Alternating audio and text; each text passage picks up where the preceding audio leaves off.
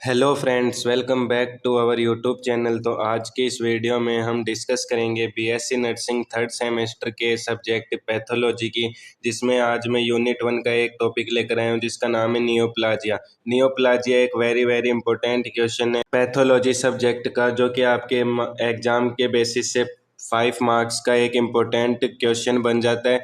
तो आज हम इसी के बारे में डिस्कशन करेंगे कि नियोप्लाजिया है वो क्या होता है। तो फर्स्टली बात करते हैं नियोप्लेजिया होता है उसका इंट्रोडक्शन।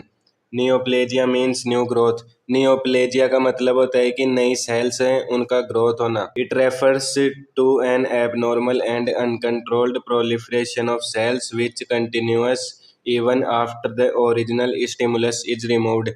तो इसका मतलब है कि नियोप्लेजिया सेल्स का एबनॉर्मल और अनकंट्रोल्ड ग्रोथ होता है जो स्टिमुलस हटने के बाद में भी चलता रहता है। स्टिमुलस का मतलब होता है यानी जिस कारण से नियोप्लेजिया की कंडीशन बनती है उसे हम स्टिमुलस कहते हैं। अगर वो एक बार किसी सेल को इरिटेट करके अगर स्टिमुलस है वो अगर रिमूव भी हो जाता है तो भी नियोप्लेजिया है उसकी कंडीशन चलती रहती है। The resulting mass is called a neoplasm और ट्यूमर। और जो स्टिमुलस होता है उसके द्वारा जो इरिटेट की हुई सेल्स है उसके बाद में जो भी आगे प्रोसेस होती है या एबनॉर्मल ग्रोथ होती है तो उससे जो भी मास बनता है उसे नियोप्लाज्म या ट्यूमर बोलते हैं।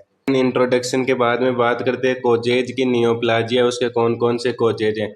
First genetic factors like gene mutation. Neoplasia है वो जेनेटिक कंडीशन के अंदर भी हो सकता है अगर किसी पर्सन के जीन्स हैं वो म्यूटेशन हुए हैं। तो सेकंड है केमिकल एजेंट्स लाइक टोबैको, यानी अगर कोई पर्सन है वो लंबे समय से तंबाकू का यूज कर रहा है तो उस कंडीशन में भी उसे नियोप्लेजिया है उसके चांसेज हैं वो बढ़ जाते हैं। Third radiations like UV rays X ray, अगर कोई पर्सन है वो यूवी रेज और एक्सरे की जो रेडिएशंस होती हैं उनके रेगुलर कांटेक्ट में आता है तो उससे उसकी बॉडी के अंदर चेंजेज हो सकते हैं और नियोप्लेजिया है उसकी कंडीशन बन सकती है।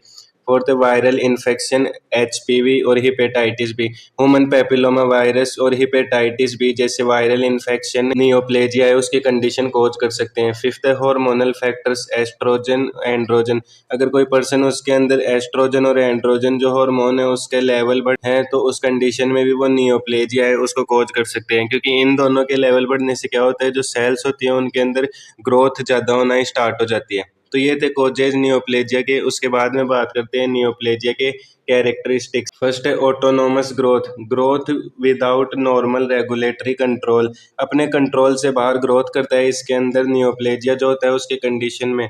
सेकंड है uncontrolled cell division, cell multiply rapidly, इसके अंदर क्या होता है कि अनकंट्रोल्ड सेल डिवीजन होता है और जो सेल होती है वो एक सेल से दूसरी सेल के अंदर रैपिडली मल्टीप्लाई होती है। थर्ड है loss of differentiation, cell do not resemble normal cells, तो लॉस ऑफ डिफरेंशिएशन का मतलब है कि जो नियोप्लेजिया की सेल्स है वो नॉर्मल सेल्स के जैसे दिखते नहीं है। Fourth ability to invade and metastasize in malignant tumours, अगर कोई पर्सन है उसके मैलिग्नेंट ट्यूमर्स की कंडीशन बन जाती है तो वो दूसरी जो सेल होती है उसको भी अफेक्ट कर सकते हैं। फिफ्थ है irreversible process, does not regress after stimulus removal, ये क्या होती है अगर किसी पर्सन के अंदर एक बार नियोप्लेजिया की कंडीशन बन गई तो उसके बाद में चाहे स्टिमुलस हट भी जाए तो भी वो प्रोसेस है वो वापस नहीं होगी, यानी वो ट्रीट नहीं होती अगर उसका ट्रीटमेंट नहीं किया जाए तब तक। तो ये थे कैरेक्टरिस्टिक्स नियोप्लेजिया के। अब बात करते हैं कि जो नियोप्लेजिया होता है उसके कौन कौन से टाइप्स होते हैं। मेनली इसके दो टाइप्स होते हैं, फर्स्ट है बिनाइन ट्यूमर, सेकेंड है मैलिग्नेंट ट्यूमर। तो सबसे पहले डिस्कस करते हैं कि बिनाइन ट्यूमर है वो क्या होता है। It is a slow growing tumour, जो बिनाइन ट्यूमर होता है ये बॉडी के अंदर धीरे धीरे यानी स्लोली तरीके से ग्रो करता है। It is the non invasive tumour, जो बिनाइन ट्यूमर होता है वो नॉन इन्वेजिव ट्यूमर होता है, यानी जहाँ पर ट्यूमर हो गया बिनाइन तो उसके पास वाली जो सेल्स हैं उनके अंदर नहीं फैलता है, यानी उनको ये अफेक्ट नहीं करता है। Benign tumour do not metastasize, तो जो बिनाइन ट्यूमर होता है वो आपस वाली सेल्स में या फिर जो नेबर सेल्स होती हैं उनके अंदर फैलता नहीं है। अब बात करते हैं कि जो बिनाइन ट्यूमर है उसके कौन कौन से एग्जाम्पल्स होते हैं, जिसमें आता है फाइब्रोमा। फाइब्रोमा कनेक्टिव टिश्यू होते हैं उनका कैंसर होता है या फिर उनके अंदर ट्यूमर बन जाता है। सेकंड है लिम्फोमा, फैट की जो ड्रॉप्स होती हैं उनके द्वारा बिनाइन ट्यूमर है वो बन सकता है। थर्ड है पेपिलोमा, एंडोथेलियल जो सेल्स होती है उनके अंदर ट्यूमर बन जाए तो उसे हम पेपिलोमा बोलते हैं। बिनाइन ट्यूमर के बाद में सेकंड आता है अपना मैलिग्नेंट ट्यूमर, जिसे हम कैंसर भी बोल सकते हैं। It is a rapid growth cancer, malignant tumour है वो बिनाइन ट्यूमर से जल्दी ग्रोथ करता है बॉडी के अंदर। It is invasive and destructive cancer. ये जो कैंसर होता है मैलिग्नेंट ट्यूमर वाला, तो ये आपस वाली सेल्स में या नेबर सेल्स होती है उसके अंदर भी फैल सकता है। और जो ये कैंसर होता है ये डिस्ट्रक्टिव नेचर का होता है, यानी जो सेल्स होती है उसको ये डिस्ट्रॉय कर देता है। It is capable of metastasis, ये आपस वाली या नेबर सेल्स के अंदर फैल सकता है। एग्जाम्पल्स की बात करें कि मैलिग्नेंट ट्यूमर उसके कौन कौन से एग्जाम्पल्स हैं, तो फर्स्ट है कार्सिनोमा, सेकंड है सार्कोमा। तो ये थे जो नियोप्लेजिया होता है उसके टाइप्स। अब बात करते हैं जो नियोप्लेजिया होता है उसका हम ट्रीटमेंट कैसे कर सकते हैं। फर्स्ट है सर्जिकल रिमूवल। इसका मतलब है कि नियोप्लेजिया का जो ट्यूमर बनता है उसको हम सर्जरी करके उसे बॉडी से निकाल सकते हैं। सेकंड है रेडियोथेरेपी। रेडिएशन से अपन जो ट्यूमर होता है उसको डेथ कर सकते हैं, यानी रेडिएशन से जो ट्यूमर वाली सेल्स होती हैं उनको किल करके हम नियोप्लेजिया की कंडीशन से बच सकते हैं।